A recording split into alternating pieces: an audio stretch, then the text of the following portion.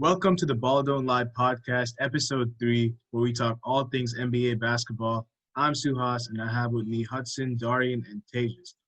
Today, we're going to be going over a lot of news topics that have been out, uh, from the NBA, as well as some questions, like this or that, kind of. So let's just get started off with the news. Just to keep in mind, a lot of these things came out probably like a week ago, but we weren't really able to go in depth into it because we were covering what's next for each team in our episode 1 and 2 of these podcasts. So when we were doing the Western Conference, some stuff for the East would have come out by then, and we wouldn't have talked about it. So we're gonna go back and discuss in depth about all these topics. Make sure to leave a like and subscribe and follow us on Instagram at _ Ball Don't Lie podcast. And let's get started. So the first thing we have are a lot of coaching changes.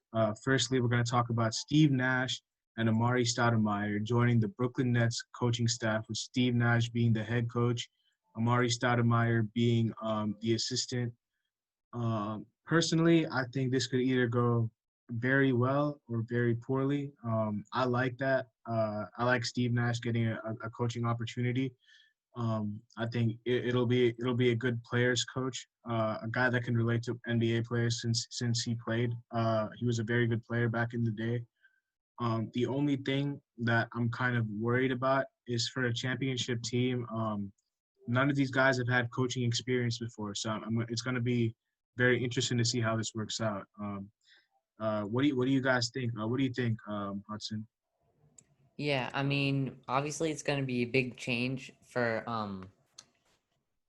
the Nets themselves. I mean, they've Kevin Durant and Kyrie Irving playing for the first time together, and it's not under the head coach they anticipated at the start. As now, like you said, Steve Nash is the head coach, and Amari Stoudemire is the assistant coach. And Steve Nash is a player coach, obviously, and he was not too known for scoring, but mainly passing and assisting.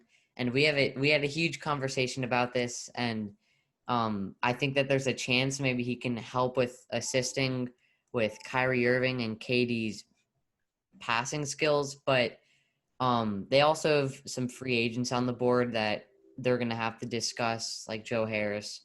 But I think that this could be a good pickup for them. I this is definitely a 100% KD and Kyrie had to they're the main reason this coaching hire happened. Without a doubt. They obviously wanted a players coach. They didn't like Kenny Atkinson, and I, again, like I said in episode 1, it just brings me to the point. KD and Kyrie, they wanted to play by. They really don't want a dominant figure over them. So when we get to the playoffs and all that stuff, I expect Steve Nash and Amari Stoudemire to take a back seat and let Kyrie and KD do the talking. But this could also lead to some trouble. As I mentioned, Kyrie has a bad history with chemistry issues. I know, and it's just not with KD, with the entire team. Because it happened in Boston, and I think it might happen again in Brooklyn. You have the younger guys in LeVert and Dinwiddie, who played really well. LeVert, especially in the bubble, and they're going to be thinking, we want the ball. But Kyrie and KD are going to take up most of those possessions. So you could have a disgruntled team. But the Steve Nash hire, it's not that I don't like it. It's just not, I don't think it's the right fit for them. I think for the Nets, I don't know if Steve Nash, with no coaching experience, can control or maintain Kyrie and KD's egos, because they have very, very large egos, especially Kyrie. He has a very, very large ego. I don't know if Steve Nash will be able to handle that throughout the year. I think that regardless of who the Nets hired as their head coach, they would make the conference finals at least, because it's getting more into a player's game and coaches are making less and less impact. But I do think that I don't think there's gonna be any chemistry issues on the Nets because Kyrie never had any issues in Cleveland because it was LeBron's team. There was an actual leader, and I think the Nets are KD's team.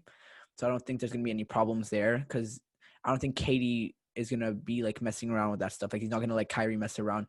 I think it's different than the situation in Boston.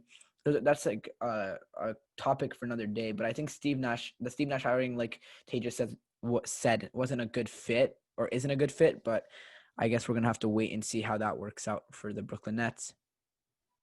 All right. Before I move on to the next topic, I actually forgot to say something. Amari Stoudemire, I think we talked about Steve Nash a lot. I really like Amari Stoudemire because I think he can help develop Jared Allen, a young big man who's probably going to be their starting center. And if they potentially get to the finals and they're playing the Lakers, they're going to need someone who can at least hold his own against Anthony Davis. And I think Amari Stoudemire can help Jared Allen get to the next point in his career. But moving on, we're going to talk about this very briefly because I don't really know much about this guy. I don't really know how to pronounce his name, but Nate Bjorkrin, I think, became the Pacers' new head coach, who was originally part of the Raptors coaching tree. He was an assistant coach during their championship run. I don't really know much about him, but I mean, I guess it's just a fresh start for them. We already saw one Raptors assistant take over the team, and look what happened. They won a championship. I'm not saying Nate is going to do the same thing, but I mean, if there's there's like a couple teams where I'm trusting assistant coaches from, and the Raptors are one of them because they have that history of having a good developmental program and coaching system. So it's going to be very interesting to see how he leads the Pacers next season.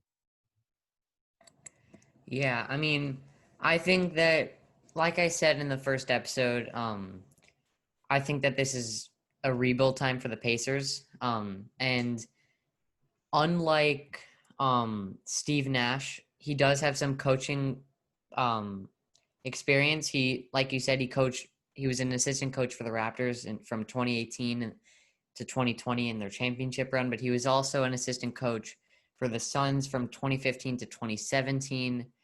And I think that this is, like you said, a new start for them. And he may be able to help with the old Depot situation. I'm not too sure, but I think that this could either be a make or break move for the Pacers. Okay, when I first heard about this move, I remember watching the Celtics Raptors series, and Nate Bjorkrin was always on the sidelines, like trying to. I know he was the assistant, but he was always always using the whiteboard. So from a visual standpoint, maybe he's a good coach. And also one more thing, I don't want to and like use an analogy with the NFL, but if y'all watch the NFL. My favorite team's the Panthers, and they made a similar decision. They're almost similar to the Pacers. They fired their head coach after they couldn't do anything, and decided to hire a brand new head coach out of nowhere that nobody expected. And it's just for a culture change. And I think that's exactly what the Pacers are trying to do. Like you said, Suhas, this is a culture change move, and maybe it'll do something for them. They still have some key pieces, and I think being from a Raptors head coaching tree, we know Nick Nurse is a really good coach, and his assistants have learned from him. We'll see what he can do, but I'm looking forward to this because I think he's a good coach. We'll see. Well, for Indiana, I don't think it was a bad signing. I think it was actually a very good signing because I've been watching the Raptors my entire life since I started liking basketball, obviously. And I've watched him, not like intentionally, like just watched him, but I've seen him coach alongside Nick Nurse, and he's been a good assistant coach as far as I know. I don't think the Indiana Pacers had a bad signing. I think they made a bad decision firing Nate McMillan because I think Nate McMillan is a really good coach. And I don't think Indiana needs to rebuild. I didn't think they needed to rebuild, and I don't think they are going to rebuild. I think they're just going to trade their pieces, because I think they even know that if they had Sabonis in this year, they wouldn't have gotten swept by Miami. They probably would have still lost, most likely. But I had it going 6 games because I thought Sabonis was playing. Because I didn't really watch Indiana. I didn't know that he was injured. But I think Indiana is a good team with Sabonis. But I don't think it's a bad signing. I think there's going to be, as Tejas said, a different culture, maybe similar to the Raptors when they kept getting knocked out round 1 and stuff like that. They fired a good coach, someone that won Coach of the Year for the Raptors, Dwayne Casey. But Nate McMillan didn't win Coach of the Year, but he's still a very good coach. And they got an assistant coach. It was kind of a random signing, but I think it's going to be good for them. And while we're on the topic of Indiana, let's talk about this because, a notification just came out, I think today or yesterday, that the Pacers are looking to trade for Gordon Hayward. We were speculating this in the first episode of our podcast where we were covering each Eastern Conference team, but now it's looking like it's a very big possibility that they add Gordon Hayward to their team. In my opinion, I think the only thing that makes sense is if they trade away Miles Turner in return.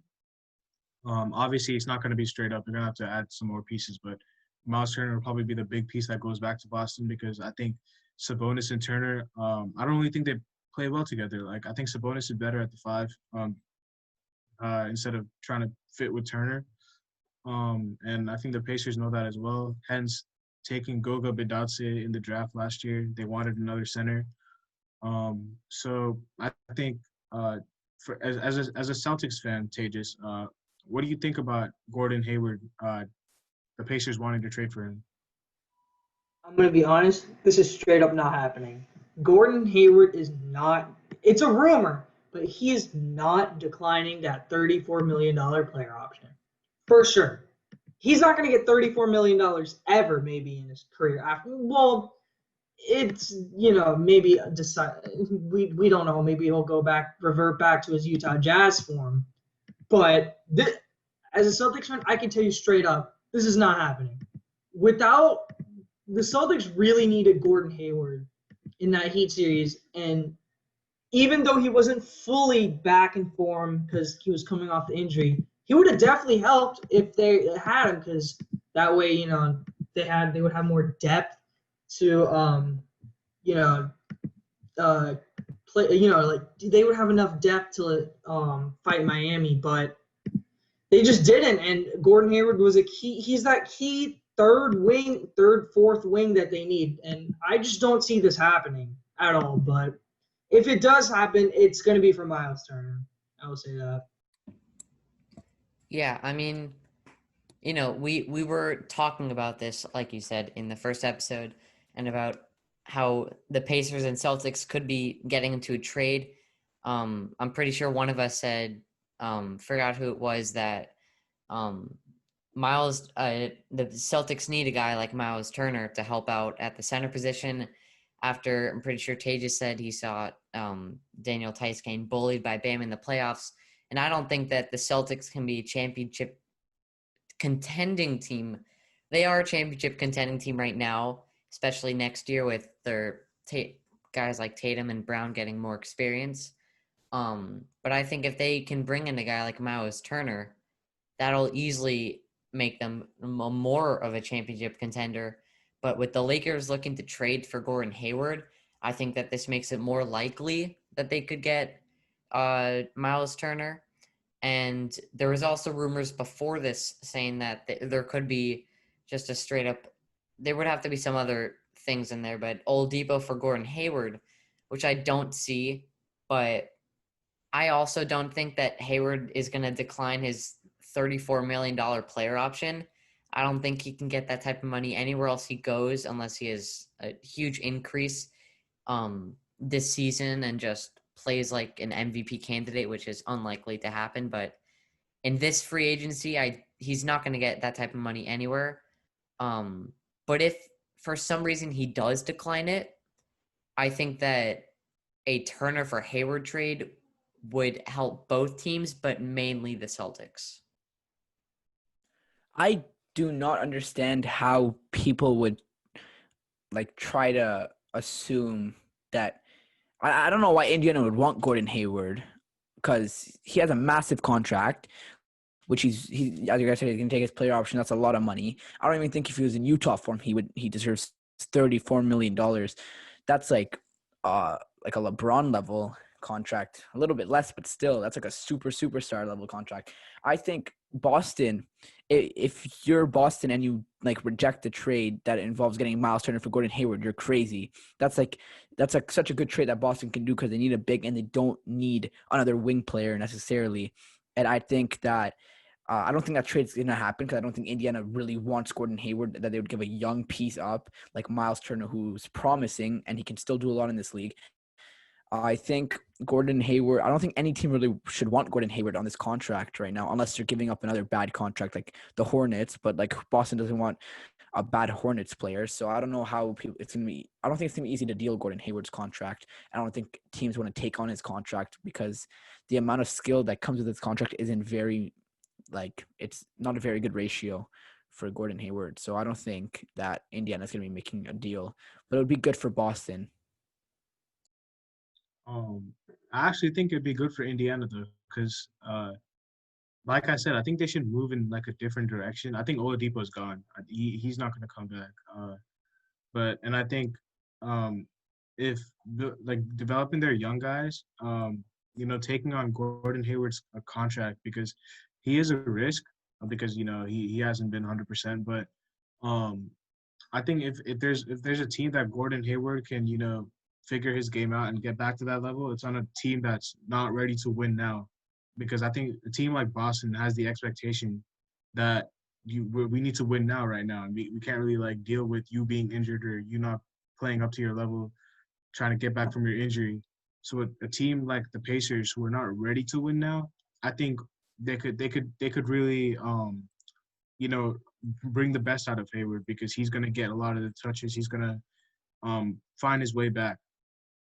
But moving on to the next topic, we briefly talked about this in our second episode, Stan Van Gundy becoming the head coach of the Pelicans. I think that for the Pelicans, I think this is a decent hiring. I think Alvin Gentry, he's a better coach than Alvin Gentry. I saw the man Alvin Gentry, there was a video of him drawing up a play, and then every player was just looking confused, like no one really knew what was going on.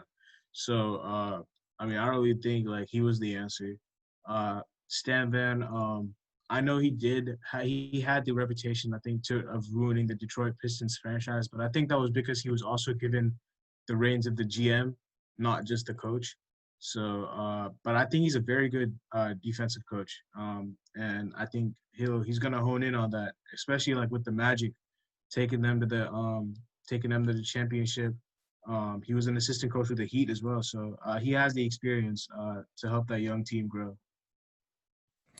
Yeah, Stan Van Gundy, I think, could be a big part of the Pelicans' ride next year, wherever they go. But he has tons of coaching experience, and it started with the Miami Heat, if I'm pretty sure, and where most of the franchise began after he took off in the mid-2005 season. That's when Pat Riley became the head coach. He was the head coach for the Mavs, took them to the finals, and I'm pretty sure I saw a video of him helping Zion. I don't know when, but sometime last season, helping him practice or do whatever. So I think that he can definitely help Zion improve and become the superstar many people think he's going to become, and maybe help Lonzo and BI get that experience that they need as they're still developing. But that's really all I have to say about him. Tejas, what do you think?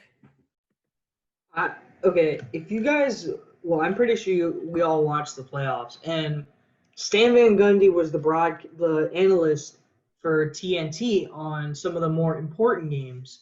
I think it was 6:30 and 9 o'clock slot.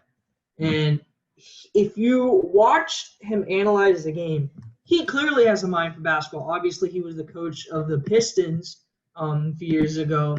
when they traded for Blake Griffin, but obviously that didn't work out. But he's in a better situation now with this Pelicans team, and I think Stan Van Gundy is the type of guy that will improve player skill sets. So I expect Zion to have a big leap. I expect Lonzo to prove the doubters wrong. I expect Bi to have a good season, and I think this team might make the playoffs.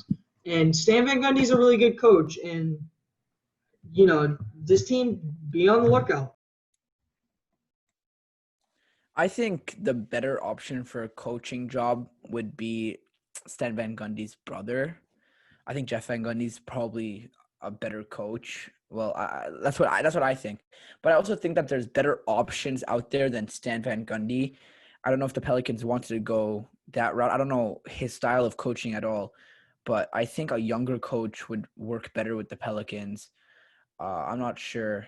I didn't really watch the Pelicans because Zion only played like 20 games this season, so I'm not sure I'm not sure what their style of play is. They seem like a team that doesn't really have a style. They just play basketball, which is why they didn't really do well, especially in the bubble. So I don't know what's going to happen in New Orleans. This is just one of those topics I don't really have much to say about. I think it's kind of dull. This signing, I don't know what it's going to lead to. Again, I think if the Pelicans are good enough, they'll make the playoffs. I don't think their coach matters that much, but yeah.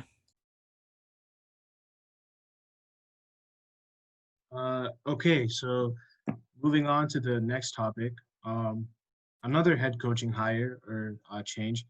With Doc Rivers being fired, Tyronn Lue has now stepped into the head coaching reins for the LA Clippers. He was the assistant previously, as you all know. This was someone that I heard that the players they just like Tyronn Lue more. I think because he's just like more laid back. He's chilled out. And I think he already stated that he wants to build around Kawhi and Paul George for the future. And also, yeah, he want like everyone else is like up for grabs, but Kawhi and Paul George are pretty much not going to be traded. But people also think Kawhi is probably going to be gone like after his contract expires, because he only signed a 2-year deal, and if the Clippers don't deliver in the playoffs like this year, since they already messed up last year, if this year is a failure, he's gone, and expect some big changes to this team if this year is a failure. So Tyronn Lue is going to have a big, big task to do at his hand, because a lot of people are questioning him because with the Cavs, I mean, was he really the coach or was it just LeBron? We'll never know. A lot of people are just saying it's LeBron, so this is the year for Tyronn Lue to prove himself. And he already has the players backing. He just needs to have the fans and the organizations. Yeah. I don't know if it could possibly be all LeBron that took them to the finals and won the finals. Because you saw the team that brought him there. But Ty Lue has just like Stan Van Gundy, tons of experience.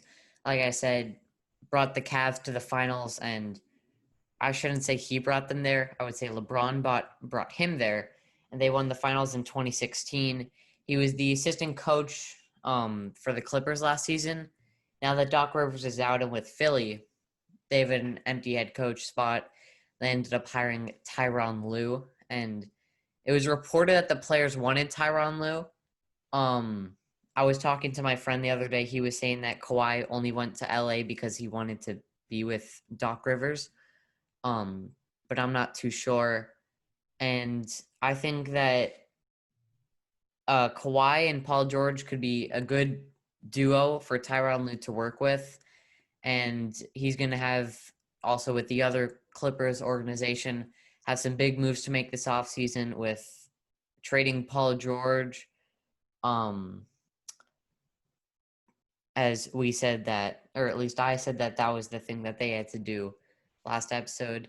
But I think that Ty Lue can lead them somewhere, at least into the second round. as long as they don't blow the same lead that they did last year. Okay, I think this isn't the greatest signing, but this isn't the worst signing. I think it's what needed to happen for the Clippers. It's exactly what they need. It's not the greatest, it's not the worst, but it's just right. Um, the players all wanted Ty Lue as their head coach.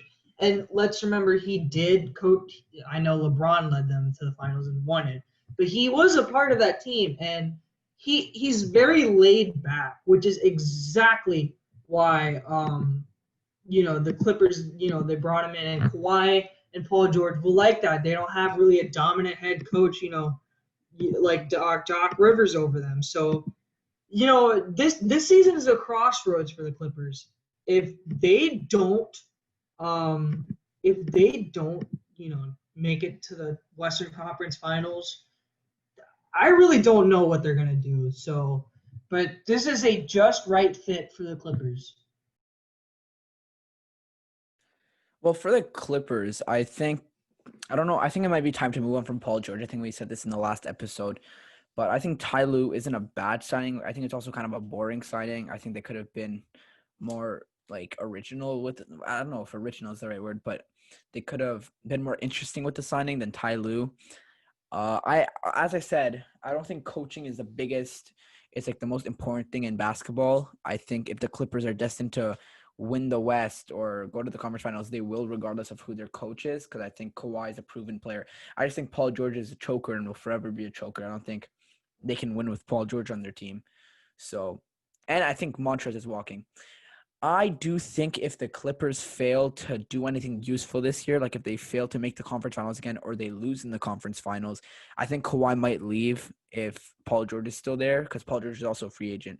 I think Kawhi might walk. I don't know where he's going to go. I have no idea. Or it's either he's going to go or they're going to have to get someone big. That's the only thing I know for the Clippers, and that's all I have to say about their signing of Ty Lue. All right, so moving on to the final topic, the news topic. This is probably the biggest one. Since it's pertaining to next season, the NBA has announced its plans for next season, targeting December 22nd as opening night of next season, having December 1st as the training camps, and having a shortened season, a 72-game season, without an All-Star game because we have to make up for the time that we missed due to the coronavirus. I think it's a good plan. I don't know. I don't know how well it's going to be executed because I think December 22nd seems very, very close. I don't know if it's going to be too soon to start the season by then. Because I heard Danny Green saying that Danny Green himself said I think LeBron is probably going to miss the first month, and I don't really think that a lot of people might be there. His quote was, "I think most guys are like, I'm not going to be there. I have to have that quick of a restart," which is understandable because they were just away from their families for a while, and now they have to go back in I think less than 2 months. So we'll see how it goes. Without an All-Star game is also very interesting. I personally like the All-Star game, but it's probably the thing it's gonna have to be sacrificed if you want to get the schedule back up to pace. They've also announced that in 2020, 2021, in cases of limited/no fans, there's gonna be enhanced theatrical lighting, crowd from arena noises /NBA 2K /pre-recorded chants, and possibility of team arena entertainers. So sort of like how the bubble was. So what's your guys' thoughts on this? Okay, so you cannot blame the players for not wanting to at least be there for, let's say, the first month of the season. They were already away from their families for most of the bubble, and maybe they were there for a couple, maybe a week or two after the second round of the playoffs or something like that. But they couldn't leave. It's one thing having your family there, but it's another thing having to stay in your rooms at all times in mandatory masks. And if they catch you literally not with someone that's not supposed to be there, you're literally kicked out of the NBA. But Danny Green, sorry if I'm wrong, I'm pretty sure he said it factual that LeBron will miss the first month of the season if they do start on December 22nd, which is literally in less than 2 months, which is insane because the NBA literally just ended about 10 days ago. And to me, you already saw the Clippers taking Kawhi out of back-to-back games due to load management. You can't think that after this like stressful season, they're going to go ahead and just play like normally, like after 2 months. Like only a 2-month break during the off season is literally nothing. I mean, for us fans, it might be nice to see them play like basketball, Christmas basketball, but for them, I can see how it's easily extremely stressful. And although that the All-Star game may be canceled, I think that Kobe format was pretty nice and fun to watch. But if they have some fun activities, I'm fine with that too. But obviously the All-Star game getting canceled is kind of tough to see. I have a few opinions on this season. First of all, I think the biggest question is like regarding free agency and the draft. Obviously, we know the date for the draft is I'm pretty sure sometime in November, I think. And free agency will start immediately afterwards. But the season is going to start in December 22nd. So think about this. You're a free agent, like we have free agents in this class, and they sign with a new team. Think about that. You only have 20 days to get integrated with this team. Like there's not going to be that many, the chemistry is not going to flow well. So I think the teams that are already set and really don't sign any big time free agents, I think they're going to do really well. And, the teams that don't make big trades either, they're going to do really well to start the season. But also going back to the players thing, I think the players have absolutely 100% right to, not play games because especially a team like the Lakers, they just fought a hard, grueling finals, and even the Heat, they like players like Jimmy Butler, they deserve the right to load manage or even not even play the first few weeks of the season. But we'll see about that. Another question about this new season is, what are the Raptors going to do? The Raptors obviously can't play in Toronto because travel is banned from Canada to the United States. So that begs the question, where are the Raptors going to play? A few ideas that have been put out are Louisville, but I doubt that one happens. Seattle, but that's probably not going to happen either because they play in the Eastern Conference, and that's going to be a tough travel. So I think the most logical place they would play is Kansas City. I saw Patrick Mahomes the other day tweet that he'd be willing to have he'd be hype to have the Raptors be around. But we'll see what the NBA does with them. And no All-Star game. I was really happy about the Kobe format last year, but honestly, until we get a vaccine for this virus, there is no way we can have an All-Star game at all. So honestly, again, the NBA has the best commissioner in the league in Adam Silver. They will find a way to get this NBA season going, and they will find a way to finish it as well. Yeah, I mean, you saw how they managed the bubble. But either way, that's going to wrap up the news. We're actually going to introduce a new segment here in a couple questions. I gave them a forms quiz. They answered it. The answers to each question for each person will be up on the screen now for each question. And the first one is actually, who will win the 2021 NBA Finals? Most people said the Lakers. Actually, Suhas, Darian, and I said the Lakers, and Tejas said the Celtics. So, Suhas, what's your case on why you think that the Lakers will win the finals?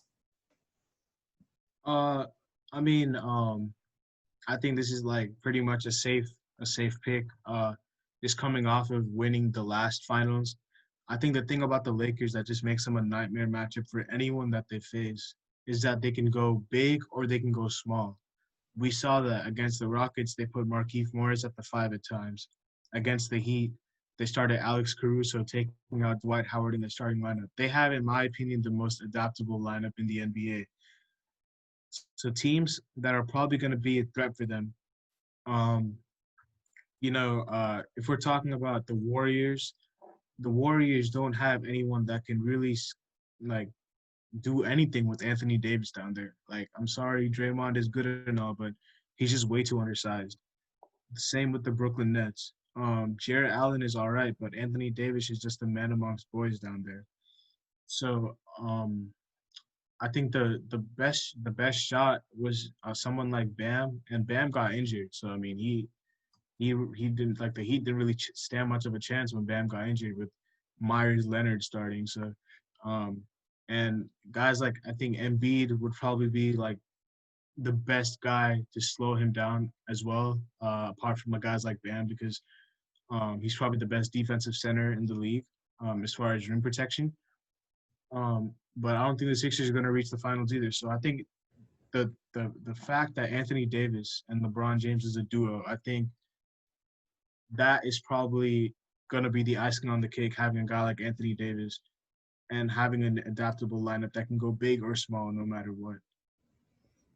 And Darian, you also chose the Lakers, and although you're a Lakers fan, you can't say that this one's biased. Most people, obviously, they're chosen to win the finals after winning it, but what's your case on this?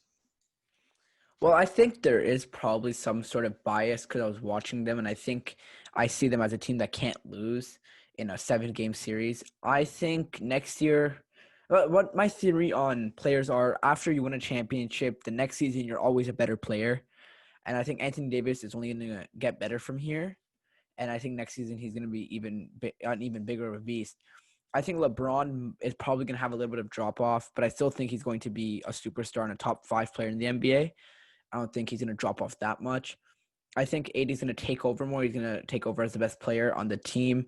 But the main reason why I think they're going to repeat is because I believe they're going to make some good offseason moves and they're going to come back a better team than they were when they won the championship. And I think if they have even a slightly better team than they had with the experience they have and having LeBron and AD, which is the best duo in the league, I would say by a pretty good amount, I think they could definitely. I think the hardest challenge would be making the finals for the Lakers. I don't think the finals is going to be hard. I think even if the Nets make it, they're going to be undersized and slower than the Lakers. I think obviously you can play Jared Allen, DeAndre Jordan, but they are both way slower than AD.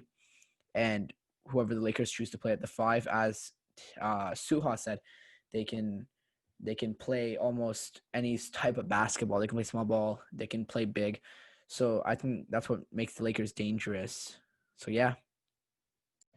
And Tejas, you chose the Celtics. So the question we all want to hear is whether this was biased or just an actual personal or just your personal opinion. Well, first of all, before y'all start absolutely hammering me, there isn't anything wrong in hoping and believing in your team. And that's just what happens here. But I actually do have a legit case for the Celtics winning. And I think you can make a legit case for a bunch of teams too. As we know, Jaylen Brown and Jason Tatum get better every single year. This is a fact. Just look at the numbers. I know I'm not ignoring the Kyrie, but besides that, they get better every single year. And I just feel like Jason Tatum is going to kick into a different gear starting in when we start the new season. And I feel like if they get that big that they've been looking for, and they still have the core pieces in Marcus Smart, Tatum, Brown, Kemba, and they still have nice young players in Langford and Grant Williams, I think they can make it back. I know in the East they probably will still not have an answer for Giannis, but honestly, I don't think anybody has an answer for Giannis. But they don't really have to stop him. They can put, last year they tried Marcus Smart on Giannis, and it worked to an extent. they like contained him. They didn't stop him. They contained him. So, and honestly, I think the Celtics are just built. They're gonna break through. They've gone to the Eastern Conference 3 out of 4 years. I think this is the year they break through, and I think they beat whoever comes out of the West in the finals. Yeah, and my pick was also the Lakers. I'm gonna keep this kind of short and brief, as Suhas and Darian basically took most of the words out of my mouth. I think that as long as you keep LeBron James and Anthony Davis together, and also some of those other pieces that helped you get there, like Kuzma and KCP, as long as he doesn't leave this free agency, and I think that this Lakers team can easily repeat as long as the Nets don't become this dark horse team that sneaks up on everybody, or even the Warriors, who also have the 2 pick with Stephen Curry coming back healthy, or Stephen Clay coming back healthy. Yeah.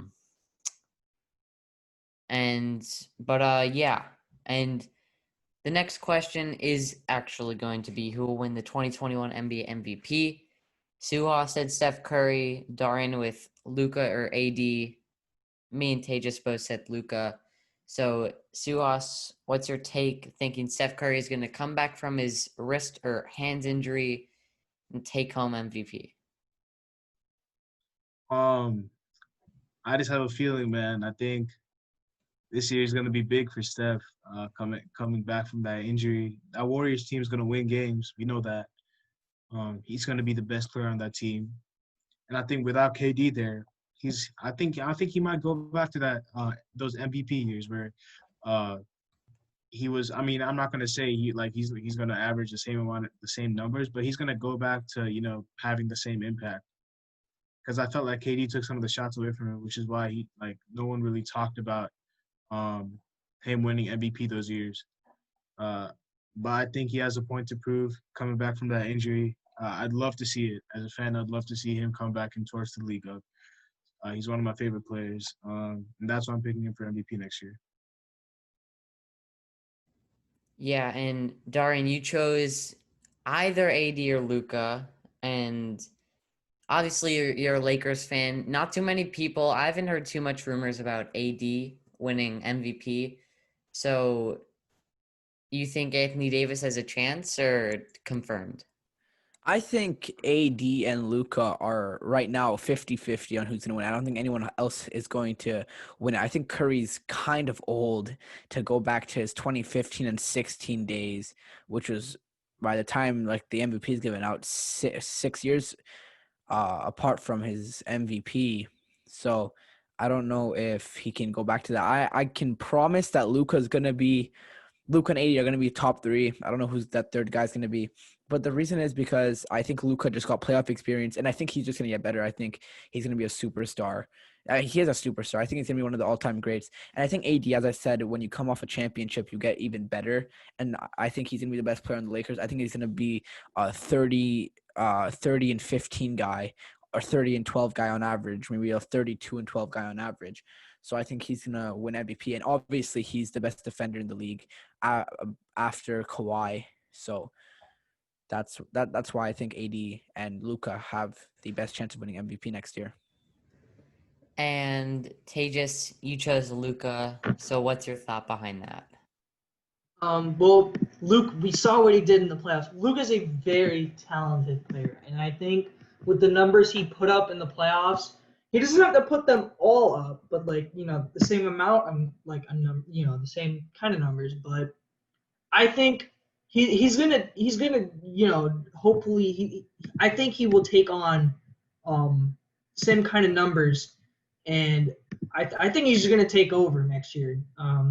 Year 3 of being in Rick Carlisle's system, you got shooters all around him. I just have this feeling he's gonna take over. But there are other players, Suhas mentioned Steph Curry. And we can't just forget the 2-time back-to-back MVP Giannis. So, I mean, we'll see. But I think Luka is going to take over. Yeah. Like I said, I took Luka too. I don't know if Steph Curry is going to be able to win another MVP at this point in his career, and also I think that like we saw the reports, LeBron was saying that the Lakers are Anthony Davis's team now. I thought that LeBron, since most people had to put in their MVP votes before the bubble started, I think that that's the exact reason why Giannis won. But if the playoffs counted and the bubble counted, I think LeBron would have won. But yeah, I think it's Luka's time to shine. We saw what he did last year. He had to be fourth. I know that the finalists were Giannis, LeBron, Harden. He had to be at least fourth or fifth. But either way, we're going to be moving on to the next topic, last question, which is who would you start a franchise with out of anybody in the league? We're going to be starting off with Darian here. He says either Luka or Giannis. So I know for the questions I've been saying a lot of but I think that there's nobody else in the league that you can have a argument for outside of Luka and Giannis. I think this is like 100%. This isn't even an opinion. This is like a fact. If you don't choose Luka or Giannis to start a franchise within the league, you're completely wrong. I don't want to get onto Tages's point. Yeah, you guys will listen to that. But I just wanted to say that's just completely wrong wanting to start with that player. You guys will hear that. But the reason why Luka and Giannis is because they're both super young. One of them's a two-time MVP. One of them's going to be an MVP. One guy is really good in the playoffs. He's proven it one year. He proved it this year that against the favorite, he played crazy. And Giannis got injured, but we all know the Heat still destroyed him before his injury. But still, I think Giannis is one of those players that can take a team in the regular season, even a bad team. He can take them to up the playoffs for sure. And I think Luka can do that too. And they're, as I said, they're both super young. If there was no age in basketball, I'd start with LeBron, obviously. But because he's older, if it was like 25-year-old LeBron, obviously, I'd pick LeBron. But because Luka and Giannis are both super young and they're two of the top 6 players in the league, that's why I would go with Luka and Giannis to start my franchise. All right. Thank you, Darian. And next up, Tejas with Jason Tatum. Another question here. Is it bias or is it your actual opinion? No, this is not biased. It's just straight up. I think Jason Tatum is a perfect player to start your franchise with. People keep forgetting this man is 22 years old. 22 years old. He's potential for all defense. He got almost 50-something votes for all second team all defense. So, and he can hit any shot he wants on the court. He can finish at the rim. I mean, very well. And his sidestep, his step back, he's just clutch. When you look at it, when you look at the numbers, he's very clutch when it matters the most. And we saw that in the bubble. But I do want to get to why I picked Tatum over Giannis, Luka, players like those. Luka is a defensive liability. If you're going to start a franchise, a team with a franchise player, you don't want someone who's going to be a defensive liability. That's just not going to work. And I know Luka's very talented with his passing, and I just picked him for MVP next year. But he's just a defensive liability. And not only that, I would say he's average to below average shooting threes. If you look at it, I think he was like 35% from three, I think. But that's a problem. Yeah, 32% from three. So that's his career average. But he can improve. But that's the main reason why I picked Tatum over him. And as for Giannis, he doesn't have a jump shot. He doesn't seem like he's getting better at jump shots either. As we see in the playoffs, if you just put a wall around him, he's basically done for. I know Giannis is super talented. He just won his second back-to-back MVP. But Tatum can create any shot he wants, plays defense and if you're about to bring up passing, Tatum averaged 5 assists a game in the playoffs. His passing improved in the bubble, and he basically in the last half of February and March and in the bubble turned himself into an all NBA caliber player. So I mean that, and he's still 20, as I mentioned, 22 years old. Like that's the reason why I picked Tatum for who had started a franchise. Yeah, it looks like you have your reasons on why you say Tatum. Suhas, me and you both chose Luka, but I'll let you go first in reasoning. Well, I'm not gonna disrespect Tejas' pick. I mean, if you're not gonna choose Luka or Giannis, Tatum is a guy that's up there. He brought up Luka's defensive liability, but I don't really care, bro. Like Steph Curry and James Harden are defensive liabilities, but I'd start a franchise with them 10 out of 10 times any day of the week. His offense is just so great that it doesn't matter how terrible he is on defense. He's literally like he can just do it all. He's a superstar. Tatum was 22 years old. Luka is 21 years old. So he's younger. I think he's better than Tatum already. I think he's better as a first option already. I don't know if Tatum is that guy to lead you to his championship yet. I think I'm more confident in Luka than I am in Tatum.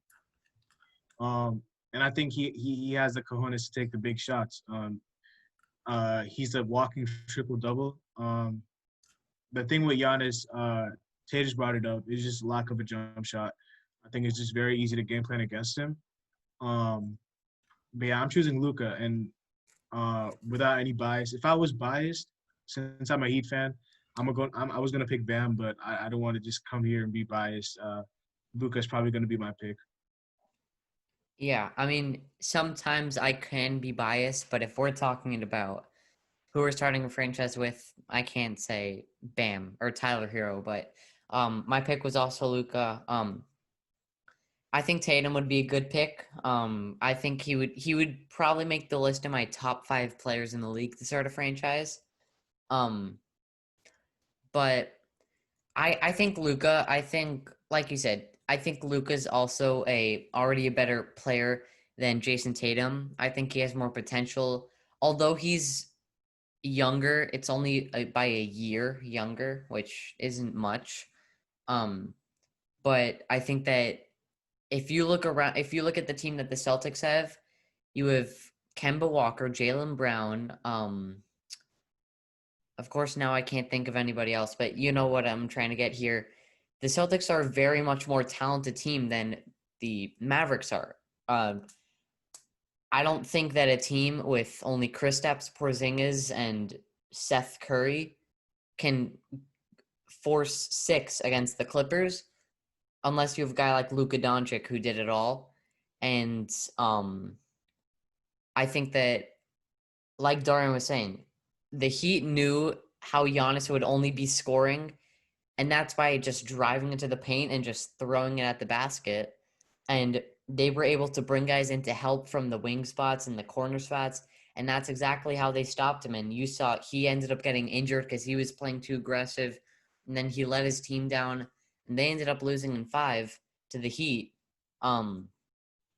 But anyways, that's all I have to say. I'm pretty sure that is going to wrap this episode. So, Suhas, you want to take it from here? Yeah, I mean, if that's it, it was a great episode. A little bit on the shorter side, but I think our first 2 episodes are very long because we were covering each team, each conference. Stay tuned for next episode. We're going to come out with something special. Like I mentioned before, hit us up on Instagram. Follow us at _BallDon'tLie podcast.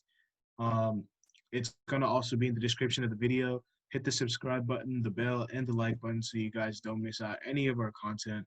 We're going to be back, I think, probably soon enough, like within the next week or so with the 4th episode. So just stay tuned for that, man.